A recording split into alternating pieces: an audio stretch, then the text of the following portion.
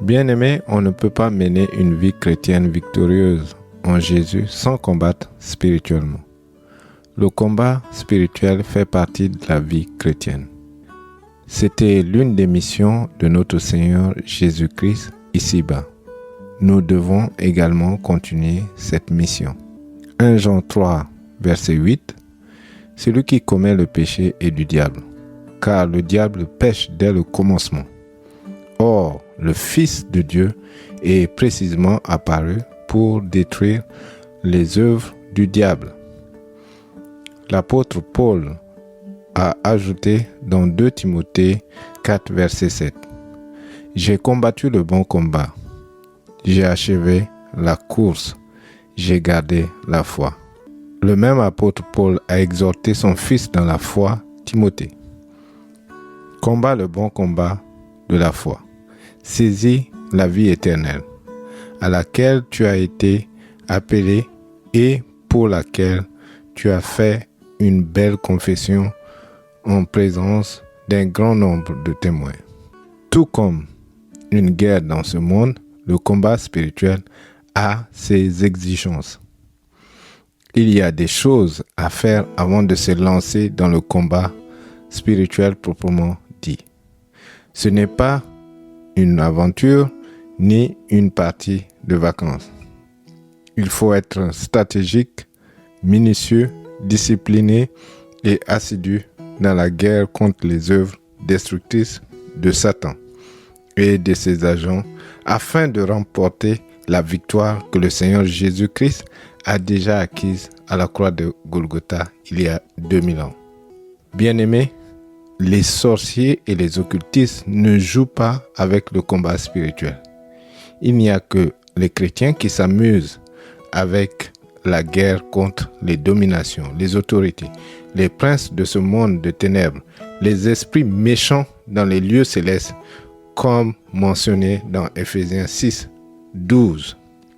Avant de s'engager dans le combat spirituel contre les sorciers qui te combattent, il faut mener une vie de prière, connaître les stratégies de l'adversaire, être résolu à ne pas reculer, quelle que soit la situation. Quand tu combats l'ennemi, sache qu'il va riposter pour te décourager et te pousser à abandonner la prière. Voici les 15 exigences du combat spirituel. 1. Rechercher sa liberté. Il y a certains chrétiens qui se plaisent dans leur situation. Ils ont appris à vivre avec le mal. Ils ont appris à se soumettre à Satan. Donc, ils ne voient pas pourquoi ils doivent faire une opposition et combattre l'ennemi. Si bien que ces chrétiens ne veulent pas entendre parler du combat spirituel. Ils se disent que si tu ne provoques pas Satan, Satan ne va pas non plus te toucher. Mais c'est une erreur grave parce que Satan ne veut pas que les gens viennent à Jésus. Satan veut tout faire que des âmes se perdent avec lui. Luc 4, versets 18 à 19. L'Esprit du Seigneur est sur moi, parce qu'il m'a oint pour annoncer une bonne nouvelle aux pauvres. Il m'a envoyé pour guérir ceux qui ont le cœur brisé, pour proclamer aux captifs la délivrance et aux aveugles le recouvrement de la vue, pour renvoyer libres les opprimés, pour publier une année de grâce. Donc c'était la mission de notre Seigneur Jésus, de venir libérer les captifs. Et ceci est valable à nos jours. Nous devons rechercher cette liberté en Jésus et ne pas laisser la place à Satan. 2. Être prêt à renoncer au péché. Certains chrétiens vivent dans la fornication, le mensonge, la médisance, la colère, le vol, l'adultère, l'ivrognerie, le ressentiment, la calomnie. Ils s'y plaisent dans le péché. Ils n'ont aucune volonté d'abandonner la vie de péché. Dans Romains 6:6, il est écrit: « Comprenons donc que l'homme que nous étions autrefois a été crucifié avec Christ, afin que le péché, dont ce qui fait sa force, soit réduit à l'impuissance, et que nous soyons plus esclaves du péché. » Il faut donc renoncer au péché. Il faut détester le péché. Et c'est seulement à cette condition qu'on peut mener une vie chrétienne victorieuse. C'est seulement à cette condition qu'on peut faire opposition à l'ennemi qui veut occuper du terrain, qui veut prendre en otage notre vie. 3. Renoncer à la sorcellerie, à l'occultisme. Éphésiens 5, versets 7 à 11. Autrefois, vous étiez ténèbres, et maintenant, vous êtes lumière dans le Seigneur. Marchez comme des enfants de lumière, car le fruit de la lumière consiste en toutes sortes de bonté, de justice et de vérité. Examinez ce qui est agréable au Seigneur et ne prenez point part aux œuvres infructueuses des ténèbres, mais plutôt condamnez-les. Ceux qui sont dans la sorcellerie ont beau combattre l'esprit de sorcellerie, cet esprit ne partira pas, parce que la racine est encore en eux. Ils ne peuvent pas faire opposition à Satan pendant qu'ils sont en train de le servir. Certains sont dans la sorcellerie inconsciente. Ceux-là également doivent renoncer à cet esprit de sorcellerie et ensuite chercher à combattre Satan. Faire le combat spirituel demande à ce que il y ait un nettoyage dans ta vie. En effet, tu ne peux pas combattre efficacement les œuvres de la sorcellerie parce que vous avez des choses en commun quand tu pratiques encore le mal, quand tu es encore dans les ténèbres. Certains chrétiens pratiquent la sorcellerie, mais en même temps, ils veulent faire des combats spirituels. D'autres consultent les marabouts, consultent l'horoscope, des diseuses de bonne aventure, et ils veulent en même temps combattre l'ennemi. Ce n'est pas possible. 4. Être sincère et véridique. Certaines personnes sont habituées à dire des mensonges. Le mensonge fait partie de leur personnalité. Même quand elles cherchent la délivrance, elles préfèrent cacher la vérité, mentir, parce qu'ils ne veulent pas qu'on découvre qu'ils ou qu'elles ont pratiqué l'avortement, la sorcellerie, les œuvres de ténèbres. Et en ce moment-là, ces esprits ne partiront pas parce qu'ils ont un droit légal de rester dans leur vie. Lorsqu'on n'est pas véridique, lorsqu'on ne dit pas sincèrement ce qu'on a eu à faire pour que les frères et sœurs puissent prier pour toi, c'est impossible que ces esprits partent parce que tu ne veux pas les lâcher non plus. Tu ne veux pas te départir de ces esprits-là. Donc, ils ont ce droit de rester dans ta vie. Du coup, tu ne peux pas combattre l'ennemi parce que tu es encore en train de protéger l'ennemi. Donc, examine ta vie. Il faut être véridique. Il faut être sincère. 5. Avoir la volonté de combattre l'ennemi dans la prière. Si tu n'es pas prêt à te battre, vaut mieux ne pas commencer à le faire sans préparation. Le combat spirituel n'est pas un jeu vidéo. C'est une réalité. Tu dois te préparer à affronter les ennemis de ta vie. Certains n'ont aucune volonté de résoudre leurs problèmes. D'autres ne veulent pas s'appliquer dans la prière et être patient.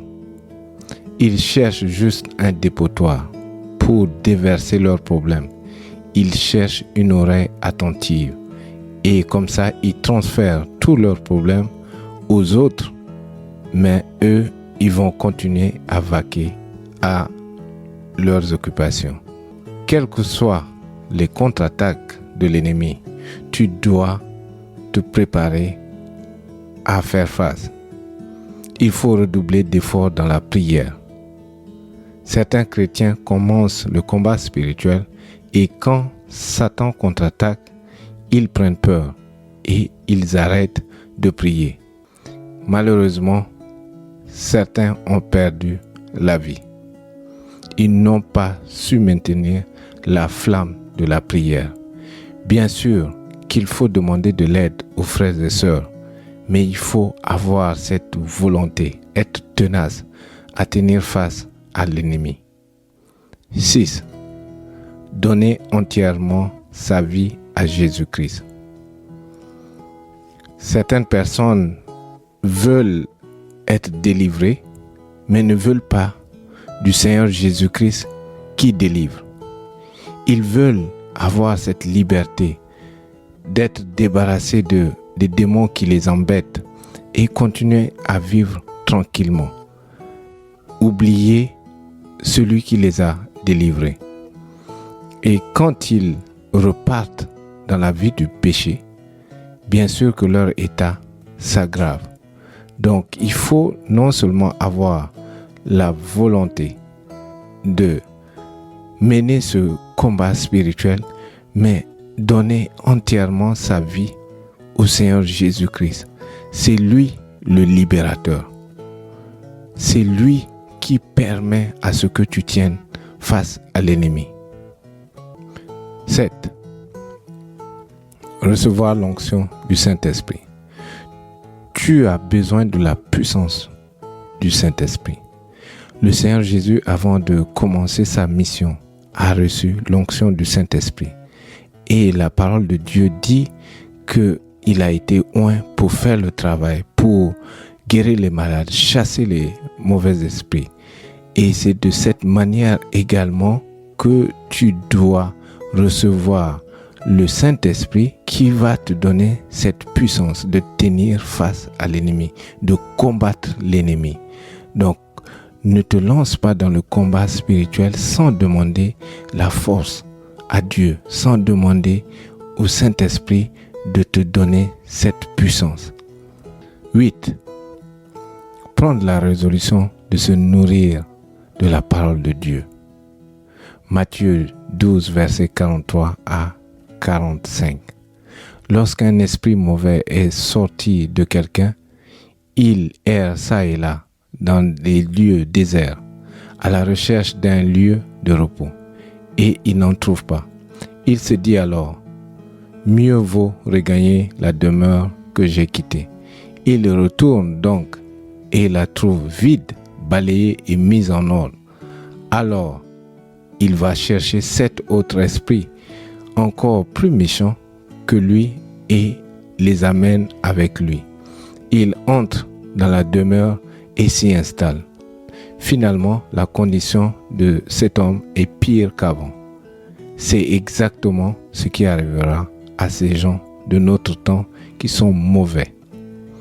Lorsqu'on ne se nourrit pas de la parole de Dieu, on est faible spirituellement. Et la parole de Dieu est une arme contre l'ennemi. Quand le Seigneur Jésus a été tenté par Satan dans le désert, après 40 jours de jeûne, le Seigneur a répondu, il est écrit. Et c'est avec la parole de Dieu qu'il a pu repousser l'ennemi.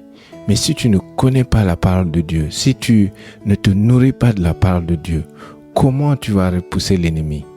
Tu ne peux pas repousser l'ennemi si tu ne sais pas sur quelle base le faire. Donc, nourris-toi de la parole de Dieu. C'est très important dans le combat spirituel. 9. Si on t'a lavé, chez un féticheur, si tu as reçu un baptême démoniaque, cela veut dire qu'on t'a marié aux esprits des eaux. L'une des raisons pour lesquelles tu fais des rêves de mari et de femme spirituelle, on t'a uni aux esprits des eaux. Le marabout ou le nganga a couché avec toi. Il t'a lavé ou donné des solutions, des savons, des cristaux pour te laver avec. Ce dernier t'a déjà marié. Et c'est un agent maléfique. Donc, tant que tu ne te débarrasses pas de lui, tu ne peux pas combattre les sorciers qui sont autour de toi. Tu dois absolument renoncer à ce mariage maléfique et te débarrasser de cet agent dans ta vie. D'autres ont reçu le baptême maléfique des sorciers étant bébés ou adultes. Bien sûr, beaucoup l'ont fait par ignorance, mais Satan s'en fout de l'ignorance. Donc, il va tenir ces choses contre toi et c'est difficile de le combattre parce que en réalité, tu es marqué par le royaume des ténèbres. Donc, tu appartiens au royaume des ténèbres. Alors, il faut absolument te débarrasser de ces choses. 10.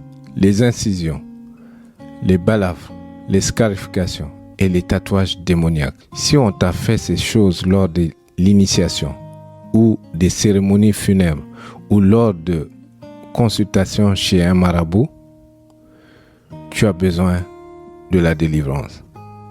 C'est une alliance de sang avec les esprits maléfiques. Il te faut la prière de délivrance pour briser cette alliance par le sang de Jésus. Ne te justifie pas simplement en disant que c'est ta culture. Ces alliances sont des portes ouvertes à l'ennemi. Tu auras du mal à combattre l'ennemi si tu ne te débarrasses pas spirituellement de cette marque de Satan. 11. Tu as participé au rite funéraire. Dans certaines régions, on fait systématiquement des rites lorsqu'il y a un cas de décès par noyade, par accident ou par suicide. On fait boire des potions magiques à toute la famille ou au clan. Du coup, tout le monde vient d'être lié par des démons de la famille. Ce n'est pas étonnant que la vie de ces personnes est désormais bloquée. Donc, il faut briser d'abord cette alliance avant de chercher à combattre l'ennemi. 12. Connaître son identité en Christ. Beaucoup de chrétiens ne connaissent pas leur identité en Christ. Ils ne savent pas ce qu'ils représentent dans le monde spirituel. Ils ne savent pas le pouvoir que le Seigneur Jésus leur a donné. Luc 10, versets 19 à 20. Voici, je vous ai donné le pouvoir de marcher sur les serpents et les scorpions et sur toute la puissance de l'ennemi, et rien ne pourra vous nuire. Cependant, ne vous réjouissez pas de ce que les esprits vous sont soumis, mais réjouissez-vous de ce que vos noms sont inscrits dans le ciel. Jésus a donné le pouvoir à ses disciples de dominer le monde de ténèbres. Il faut connaître ton identité en Christ. Tu as ce pouvoir. Le Seigneur t'a donné ce pouvoir.